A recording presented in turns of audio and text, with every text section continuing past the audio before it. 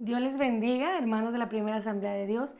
Es un honor estar aquí nuevamente y poder compartir con ustedes una clase de escuela dominical. Agradecemos a Dios porque usted está conectado con nosotros en esta tarde, así que le invitamos que comparta con sus amigos, con sus familiares, esta clase que va a ser de bendición para cada uno de nosotros. Hemos empezado, la semana pasada se comenzó una unidad que se llama ¿Por qué necesitamos la Biblia? Y esta unidad tiene 7 clases y vamos en la clase número 2 en este día, así es que le invitamos que no se pierda ninguna clase. ¿Por qué necesitamos la Biblia? Este es muy importante para nosotros saber por qué la necesitamos y es el tema que vamos a mirar o el día de hoy. Se llama La Biblia proporciona orientación moral. ¿Por qué necesitamos la Biblia? Porque la Biblia nos proporciona orientación moral. Y si nosotros vivimos una vida adecuada, una vida agradable al Señor, vamos a tener una vida buena, vamos a tener una vida no solo agradable a Dios, sino que todo nos va a salir bien como la palabra de Dios dice. Josué 1:8, Dios le manda a Josué que nunca se apartara de su boca este libro de la ley, sino que él meditara en él de día y de noche, porque así iba a prosperar su camino y lo estoy abreviando, ¿verdad? El texto, y dice, y todo lo que hagas te va a salir bien. Entonces es bien importante que nosotros sigamos estas normas y que la Biblia nos dice. Y en la semana pasada miramos la clase que nos dio nuestra hermana Lili, que la Biblia fue inspirada por Dios. Este libro tan hermoso fue inspirado por nuestro Dios y es útil para enseñar, para redarguir, para corregir, para instruir en justicia. Y eso es lo que vamos a aprender hoy, porque Dios quiere enseñarnos cómo nosotros debemos de vivir agradablemente a Él. Él nos quiere redarguir de las cosas que nosotros estamos haciendo mal y nos quiere corregir si tenemos hábitos equivocados que hemos practicado por mucho tiempo y nos quiere instruir en justicia para que nosotros seamos justos delante de Él, vivamos una vida justa. Nuestro versículo clave está en Mateo 22:27, así es que le invito a que tome su Biblia. Si tiene su guía, ahí está el versículo clave y ahí lo puede leer juntamente conmigo. Mateo 22:37 dice, Jesús le dijo, amarás al Señor tu Dios con todo tu corazón y con toda tu alma y con toda tu mente. Es decir, que nosotros tenemos que amar a Dios con todo nuestro ser. Este es el más grande mandamiento que hay en la palabra de Dios. Amar a Dios sobre todas las cosas y con todo nuestro ser. Y hablando de moralidad, porque ese es el tema que vamos a hablar en este día, la moral en el diccionario Larousse significa ciencia que enseña las reglas que deben seguirse para hacer el bien y evitar el mal. Eso es lo que significa moral. Y mucha gente hoy en día cree que la moral o el tema de la moral ya se convirtió en algo obsoleto, algo anticuado. Ya es algo que ya no se aplica hoy en día. Ya nada más nuestras abuelitas nos lo enseñaron, pero hasta ahí quedó. Pero sin embargo nosotros, como hijos de Dios, y la palabra de Dios quiere enseñarnos que el tema de la moralidad es algo presente, es algo de la actualidad, es algo muy importante para Dios. Y vivimos en un mundo donde el pecado está enormemente regado por todas partes. Vivimos en un mundo relativista donde ya no hay verdades absolutas. Cada quien quiere creer lo que quiere. Mi verdad está condicionada a cambios, tal vez por el momento, tal vez como me siento, pero en realidad no es así. La Biblia ve la moralidad de una manera muy diferente y abarca muchos aspectos de la vida, tanto en el trato con los demás, bueno, primeramente, nuestra manera de comportarnos delante de Dios, el trato con los demás, nuestro comportamiento con los demás, con nuestro prójimo, con nuestra familia. Todo está envuelto a la moralidad. En todo lo que nosotros hacemos está envuelta a la moralidad. Y estos conceptos de la moralidad se originaron en el pensamiento de un Dios tan infinito, de un Dios tan poderoso que es nuestro Dios. Y este a su vez fue revelado a la primer pareja en el huerto del Edén. Pero cuando entró el pecado, esto se distorsionó, la moral se perdió. Pero nosotros aprendimos la semana pasada que la Biblia fue inspirada por Dios. Dios inspiró a estos hombres, Dios les inspiró ese aliento para que escribieran lo que Él quería dejar a saber, lo que quería que nosotros supiéramos. ¿Para qué? Con un fin de hacer un recordatorio, de que esta palabra fuera una guía para nosotros, una guía de fe y conducta, cómo tenemos que conducirnos, la cual nos enseña a nosotros qué es lo que Dios quiere, qué es la voluntad de Dios para nuestras vidas como sus hijos. Entonces, aquí nos enseña lo que agrada a Dios y lo que no le agrada a Dios. Cómo debemos de comportarnos mientras estemos en este mundo. Sabemos que como hijos de Dios estamos de paso en este mundo. Esta no es nuestra morada final. Nuestra morada final está con nuestro Dios. Y eso es a lo que anhelamos nosotros, llegar un día a estar con Él. Y como cristianos debemos de vivir una vida agradable ante Dios. ¿Por qué necesitamos la Biblia? Bueno, es muy importante. ¿Por qué? Porque la Biblia nos enseña la base de la moralidad. Y vamos ahí a Génesis capítulo 1, verso 26 al 28. Le invito a que lea conmigo. Dice, entonces dijo Dios, hagamos al hombre a nuestra imagen, conforme a nuestra semejanza, y señoree en los peces del mar, en las aves del cielo, en las bestias, en toda la tierra, y en todo animal que se arrastra sobre la tierra. Y creó Dios al hombre a su imagen de Dios lo creó. Varón y hembra los creó. Fíjese, aquí estamos mirando nosotros que fuimos creados a la imagen de un Dios santo, Y nos señala aquí que el hombre fue creado a la semejanza natural y moral de Dios. Pero cuando el hombre pecó, el hombre perdió esa semejanza moral. Es decir, su condición santa la perdió. Pero aún retiene la naturaleza del intelecto y emociones y voluntad. Por eso Dios quiere que nosotros aprendamos que aquí la Biblia tiene la base de la moralidad, de qué es lo que nosotros tenemos que hacer. Y aquí miramos en los versículos que leímos una plática, ¿verdad? Hagamos al hombre. Aquí tomaron una decisión. Dios mismo tomó una decisión. La Trinidad estaba tomando una decisión. El Padre, Hijo, Espíritu Santo estaban tomando esa decisión de hacer al hombre conforme a su imagen y su semejanza. Semejanza, una imagen más semejante. O sea, somos parecidos a Dios. Somos parecidos, pero no somos iguales. O sea que aquí se desbarata toda teoría de que el hombre puede ser un Dios chiquito.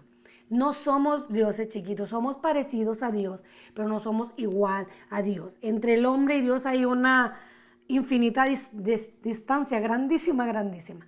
Entonces, nosotros más bien somos portadores de rasgos distintivos espirituales que nos hacen a nosotros semejantes a Dios. Nosotros sabemos que Cristo es la única imagen perfecta de Dios. Entonces somos parecidos a Dios. Dios nos creó semejantes a Él, con rasgos distintivos morales. Somos una creación única. Mire, el ser humano, hay aspectos que tenemos nosotros como ser humano. Primero, el ser humano, el hombre, fue el único que recibió el soplo de Dios, ese hálito de vida, y por lo tanto tenemos un espíritu inmortal que es el mediante el cual nosotros podemos comunicarnos con Dios. El hombre es un ser moral y a diferencia de la demás creación, a diferencia de los animales, el hombre no está obligado a seguir sus instintos. ¿Por qué? Porque tiene libre albedrío y tiene una conciencia. Dios nos hizo con libre albedrío, nosotros podemos decidir qué hacer y qué no hacer. Tenemos una conciencia que nos indica que está mal y que no está mal. Ahora, el ser humano es un ser racional, es capaz de pensar. Fíjese, somos semejantes a Dios porque somos capaces de pensar, somos seres racionales, tenemos una voluntad propia. Fuimos creados en justicia y en perfecta inocencia. Pero pues a través del pecado, todo esto se ha visto distorsionado. Pero el Señor quiere enseñarnos a través de esta lección lo que Él nos enseña a través de su palabra. Fuimos seres sociales creados para vivir en compañerismo. Dice la palabra que leímos, varón y hembra los creó. Solo son dos tipos, hombre y mujer. No hay intermedios. No hay tipos intermedios. Solo hombre y mujer creó Dios. Y aparte el hombre fue el único con la autoridad delegada de parte de Dios. Dios nos entregó una autoridad. Dios capacitó al hombre para gobernar. Dios le dio esa responsabilidad de tener dominio sobre la creación. Es decir, somos administradores de sus recursos. De lo que Dios creó somos nosotros administradores. Entonces, Dios bendice al hombre con esa autoridad sobre la creación. Fuimos seres creados y somos seres creados con moral, sabiendo lo que es bueno y lo que es malo. Y la Biblia nos habla mucho de esto. Vamos a mirar también ahí en la moralidad en el libro de Mateo, capítulo 22, verso 35 al 40. Yo le voy a invitar que vaya usted rapidito conmigo al libro de Mateo y vamos a mirar ahí estos versículos. capítulo 22, verso 35 al 40, dice, y uno de ellos, intérprete de la ley, preguntó por tentarle, diciendo, Maestro, ¿cuál es el gran mandamiento de la ley? ¿Cuál es el gran mandamiento de la ley? Jesús le dijo, amarás al Señor tu Dios con todo tu corazón y con toda tu alma y con toda tu mente. Este es el primero y grande mandamiento. Y el segundo es semejante, amarás a tu prójimo como a ti mismo. De estos dos mandamientos depende toda la ley y los profetas. Aquí miramos que los fariseos querían tentar a Jesús como todo el tiempo, ¿verdad? Querían encontrar un error en el Señor Jesús. Y le hicieron una pregunta a un escriba, un maestro, un doctor de la ley. Le hizo una pregunta, pero esa pregunta llevaba malas intenciones. ¿Por qué? Porque ellos querían examinar a Jesús. Querían mirar qué tanto conocimiento tenía el Señor Jesús acerca de la ley. Y ellos le preguntan, bueno, ¿qué clase de mandamientos es el más grande? ¿O qué clase de mandamientos debe ser el que se considere como más grande? Y eso es lo que le está preguntando este escriba. Y ellos ya tenían una lista, los fariseos ya tenían una lista de los mandamientos que nosotros hemos aprendido en clases anteriores, que eran 613 mandamientos, que incluía 365 prohibiciones, fíjese, lo que no se tenía que hacer, y 248 obligaciones, o sea, lo que se tenía que hacer.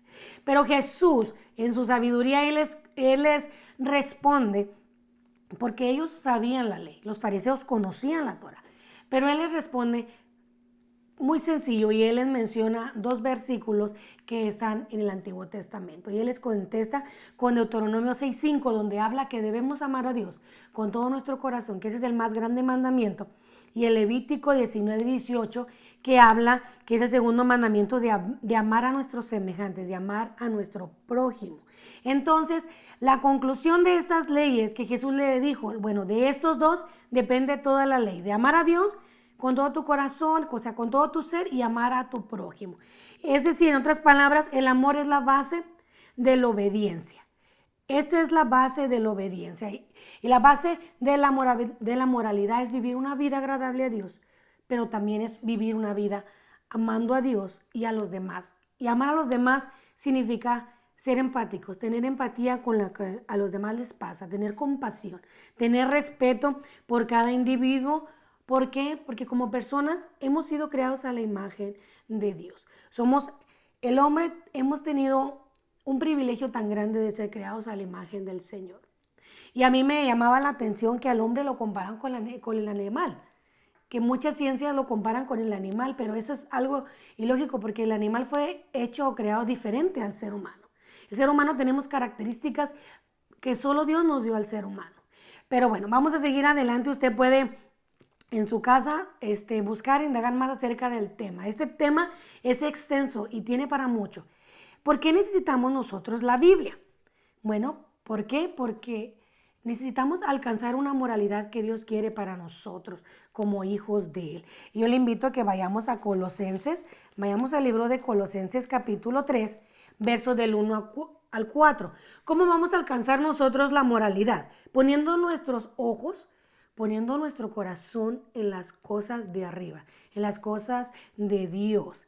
Vamos a leer ahí en Colosenses capítulo 3, verso 1 al 4. Dice, sí, pues habéis resucitado con Cristo, buscad las cosas de arriba donde está Cristo sentado a la diestra de Dios. Fíjese aquí lo que el apóstol Pablo nos dice, no está aclarando o no está afirmando que nosotros ya que somos resucitados con Cristo. Él ya sabe que nosotros como hijos de Dios hemos cambiado una nueva vida, pero dice sí. O sea, sí es cierto que tú ya cambiaste de vida.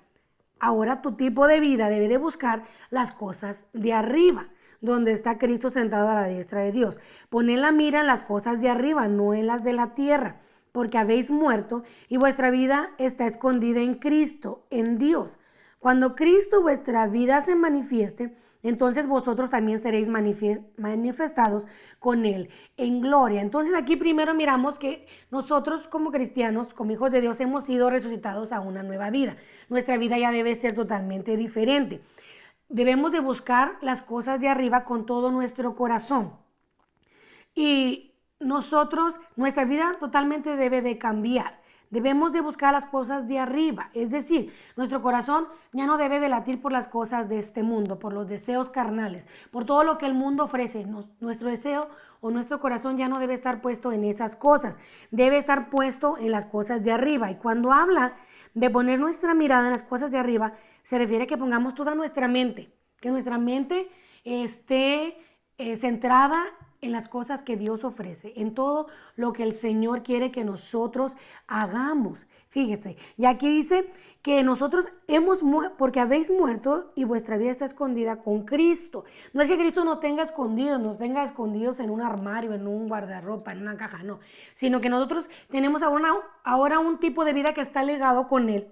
Cuando nosotros aceptamos a Cristo en nuestro corazón y cuando Cristo dice vuestra vida se manifieste, entonces nosotros también seréis manifestados con Él en gloria. Aquí está hablando del rapto de la iglesia. Cuando Cristo venga por nosotros, entonces nosotros vamos a ser manifestados con Él en gloria. Pero para llegar a este punto, nosotros tenemos que vivir como a Dios le agrada. ¿Y cómo vamos a alcanzar esa meta de la moralidad también? No solo poniendo nuestra vista en las cosas de arriba, sino también vestirnos del nuevo hombre que aquí la Biblia nos enseña. Vamos a leer en el verso 5 hasta el verso 9, vamos a ir leyendo. Y este es el alcance esperado en relación a nuestras acciones y nuestra forma de vivir. La vida cristiana se muestra y se refleja por medio de nuestras acciones. No nada más basta, yo soy cristiano, decir yo soy cristiano y yo voy a la iglesia, sino que se tiene que ver en cómo nosotros nos comportamos, qué es lo que hacemos, qué es incluso cómo hablamos. Todo eso tiene que cambiar. El apóstol Pablo usa 3 imperativos en Colosenses 3 cuando habla acerca de la manera de vivir. Y vamos a mirar verso 5, dice: haced morir pues lo terrenal en vosotros, fornicación, impureza, pasiones desordenadas, malos deseos, hay avaricia, que es idolatría. El apóstol Pablo dice hacer morir. Ese es un imperativo, o sea, es un mandato. Tenemos que hacer morir nosotros estos deseos de la carne. Esta lista que nos muestra aquí el versículo 5 habla de vicios de la naturaleza terrenal, de nuestra carne, de lo que nuestra carne quiere, pero nosotros tenemos que hacerlo morir. ¿Por qué? Porque el verso 6 dice que todo esto provoca la ira de Dios. Fíjese, dice, cosas por las cuales la ira de Dios viene sobre los hijos de desobediencia. Nosotros tenemos que hacer morir todas estas actitudes, todos esos deseos de la carne que a Dios no le agradan. Entonces, eso trae como resultado la ira de Dios. ¿Por qué? Porque Dios aborrece el pecado. Sabemos que Dios ama al pecador, pero no está de acuerdo con el pecado. Y nosotros como hijos de Dios ya no podemos vivir en pecado, porque entonces si vivimos en pecado, quiere decir que somos enemigos de Dios. O sea, no estamos dentro de la familia de Dios. Vamos ahí al verso número 8. Pero ahora dejad también vosotros todas estas cosas: ira, enojo, malicia, blasfemia, palabras deshonestas de vuestra boca. Aquí también el apóstol Pablo dice dejad, tenemos que dejar. Y este segundo grupo de pecados incluye expresiones verbales y emociones contra otras personas, ¿verdad? Y nosotros tenemos que dejar todo esto porque ya no es parte de nuestra vida, ya no nos conviene a nosotros. Dios no quiere que nosotros hagamos eso. Y si nosotros queremos vivir a una moral que a Dios le agrade, nosotros tenemos que despojarnos de todo ira, o sea, de todo enojo, de toda malicia, de toda blasfemia y de palabras deshonestas de vuestra boca. Ya no podemos hablar como a nosotros se nos dé la gana. Nuestro vocabulario tiene que cambiar. Mucha gente dice, es que a Dios no le importa lo que yo haga por fuera, o sea, con mi cuerpo. No, Dios le importa, a Dios le interesa, porque lo que nosotros tenemos en nuestro interior se tiene que reflejar en nuestro exterior. Ahora, estas conductas ya no tienen lugar en una vida de un creyente. Verso 9 dice, no mintáis los unos a los otros, habiéndonos despojado del viejo hombre con sus hechos. No debemos ya de mentir. También tenemos que quitar toda mentira de nuestra vida. ¿Por qué? Porque como cristianos tenemos una naturaleza nueva, una naturaleza espiritual. Y Dios ya no quiere que nosotros mentamos. Ya esta conducta no es adecuada con el creyente. Además, la Biblia dice que los mentirosos no heredarán el reino de Dios. Así es que nosotros tenemos que dejar todo esto. Los versículos del 1 al 4 de Colosenses 3 contienen la clave que a medida que el cristiano hace de Jesús el Señor de sus deseos y busca más a Dios y le rinde a Él sus deseos, será más fácil. Será más fácil dejar todas las cosas pecaminosas y centrarnos en lo que a Dios le agrada. ¿Y qué es lo que a Dios le agrada? Bueno, Filipenses 4:8 nos da la respuesta.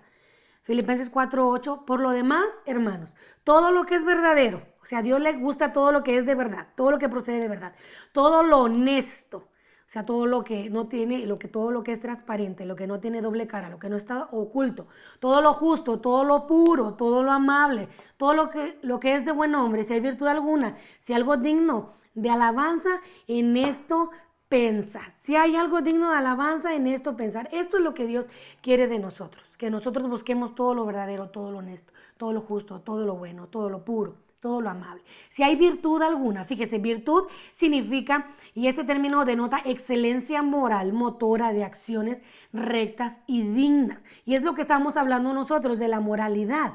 La virtud denota excelencia moral y eso, nuestra vida tiene que estar ahora llena de virtud. Verso 10. Esta es la clave, dice, y revestido del nuevo hombre, el cual conforme a la imagen del que lo creó se va renovando hasta el conocimiento pleno. Cuando habla aquí de una nueva persona, se va renovando el conocimiento pleno. Este es un proceso continuo. Nosotros estamos renovando nuestra vida constantemente. ¿Cómo la vamos a renovar? Pues buscando de Dios, haciendo de nuestro Señor no solo nuestro Salvador, sino también el Señor de nuestra vida, entregándole todo nuestro deseo, entregándole nuestra vida, que Él la gobierne, que Él la dirija, que su reino venga a nuestra vida y nosotros podamos hacer su voluntad. La iglesia de Colosas estaba batallando tenía un problema con un grupo de gnósticos que estaba enseñando que había grandes misterios ocultos y los gnósticos creían que esos misterios solo un pequeño grupo de personas o unos elegidos podían conocer esas verdades. Pero Pablo le declara al pueblo y le aclara que el pueblo de Dios puede conocer la verdad espiritual, incluido el despojarse del viejo hombre. Y Pablo ya les había predicado cómo despojarse del viejo hombre, cómo dejar todo lo que a Dios no le agradaba. Y los gnósticos enseñaban también que las acciones realizadas con el cuerpo no tenían consecuencias morales, porque solo importaba el aspecto espiritual de la persona, lo que es realmente erróneo. A Dios sí le importa lo que hacemos con nuestro cuerpo y lo que hagamos con nuestro cuerpo, que no agrade a Dios, sí tiene consecuencias. Y el apóstol Pablo dejó en claro que el cristianismo afecta a la persona en toda su totalidad, no en parte, no solo su cuerpo, su espíritu. Y Dios quiere que nosotros vivamos una vida que a Él le agrade, una vida que sea recta, que no escondamos cosas, que nosotros busquemos todo lo que ya dijimos ahorita, todo lo bueno, todo lo amable, todo lo que es de buen hombre. ¿Cómo vamos a hacer eso? Escudriñando la palabra. Por eso nosotros necesitamos la Biblia para poder aprender. Así es que le invitamos que siga cada domingo con nosotros en la escuela dominical, no se pierda ninguna clase. Ahora, vamos al último punto. ¿Por qué necesitamos la Biblia nosotros? Porque en la Biblia vamos a encontrar nosotros la meta de la moralidad. ¿Qué es lo que Dios quiere lograr a través de estas enseñanzas en nuestra vida? Hay un proceso que nosotros como cristianos tenemos que ir viviendo y para avanzar en ese proceso, para conocer más a Jesús, tenemos que leer las Santas Escrituras. Y vamos a Colosenses verso 12 y ahí vamos a estar leyendo.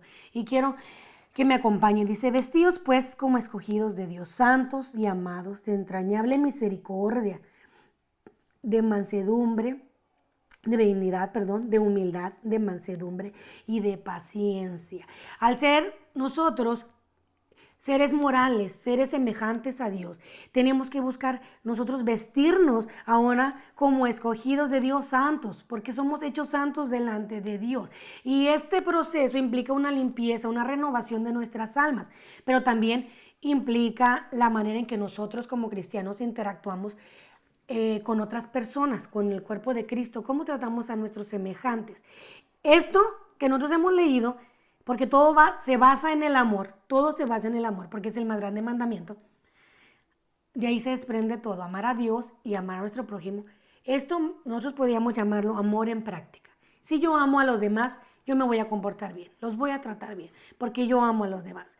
Entonces, este amor en práctica refleja las virtudes que Cristo Cristo mismo nos muestra y que nos enseña.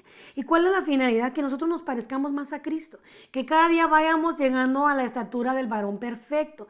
Nosotros en esta tierra nunca vamos a ser perfectos, pero estamos en un proceso. Pero no por eso nos da a nosotros el permiso de hacer lo que queramos, porque decimos, ay, estamos en un cuerpo que todavía pecamos y ay, Dios sabe y conoce mis caídas y mis resbalones. No, una cosa es que nosotros le fallemos a Dios inconscientemente porque no queremos hacerlo, pero a veces nuestra carne nos gana. Y una cosa es que nosotros nos echemos un clavado al pecado, ¿verdad? Porque nosotros sabemos, en nuestra conciencia Dios ya nos diseñó sabiendo el bien y el mal. Si nosotros hacemos el mal es porque nosotros queremos hacerlo. Tenemos que tener nosotros mucho cuidado. Ahora, ¿cuál es nuestro compromiso como cristianos nacidos de nuevo, como cuerpos de Cristo? Entonces yo lo voy a leer rápidamente, verso 12 en adelante. Dice que nos debemos de vestir de entrañable misericordia, de benignidad, humildad, de mansedumbre y de paciencia. Vestirnos de virtudes piadosas, es lo que Dios quiere. En entrañable misericordia significa sentir dolor por la miseria de otros, de benignidad, ver por los intereses de otros antes que por los míos. Fíjese, eso es benignidad. Humildad, es la humildad, mansedumbre y paciencia es no abusar de otros. De no abusar de otros para yo lograr mis propios fines, para lograr algo que yo quiero. Ahora, soportarnos y perdonarnos como Cristo lo hizo. Verso 13, soportándonos unos a otros y perdonándonos unos a otros. Si alguno tuviere queja contra otros de la manera que Cristo os perdonó, así también hacedlo vosotros. Y sobre todas estas cosas, vestidos de amor, que es el vínculo perfecto. Fíjese, hay que perdonarnos unos a otros como Cristo nos perdonó. Porque si nosotros no perdonamos, la Biblia dice que Cristo tampoco nos va a perdonar a nosotros delante del Padre. Permitamos que la paz de Dios gobierne nuestro corazón. Tengamos una comunión correcta con nuestros hermanos y adoremos y seamos agradecidos. Dice verso 15, la palabra de Dios gobierna en nuestros corazones, a la que asimismo fuisteis llamados. Fíjese, fuisteis llamados en un solo cuerpo y ser agradecidos. La palabra de Dios la palabra de Cristo more en abundancia en vosotros, enseñándonos, exhortándonos unos a otros con toda sabiduría. Fíjese, la palabra exhortación no significa regañar, significa animar. Entonces, animémonos los unos a otros con sabiduría. Y para obtener sabiduría tenemos que buscar a Dios, porque la sabiduría perfecta viene de lo alto. Entonces, para terminar, enfoquémonos en una realidad importante, hermano. Tenemos nosotros que servir a los demás, servir a Cristo. Hagamos evidente la moralidad bíblica en nuestra vida como pueblo de Dios. Hay que vivir como a Dios le agrada. Esto incluye que tenemos que buscar esas virtudes piadosas para disfrutar la paz de Dios en nuestro corazón. Es que yo le invito en esta tarde que vamos a orar. Usted ha sido creado a la imagen de Dios. Fuimos redimidos por Cristo. Ahora cumplamos nuestro papel como representantes del Señor en esta tierra, en este mundo. Vivamos piadosamente, hagamos el bien. Vivamos en comunidad unos con otros, vivamos en unidad por amor y pongamos en práctica la moral piadosa que el Señor nos ha dejado en su palabra. Bendito Dios, en esta tarde, Señor, te damos gracias por esta clase. Padre, te pedimos que tú nos ayudes, Señor, que tú nos sigas redarguyendo si algo estamos haciendo mal.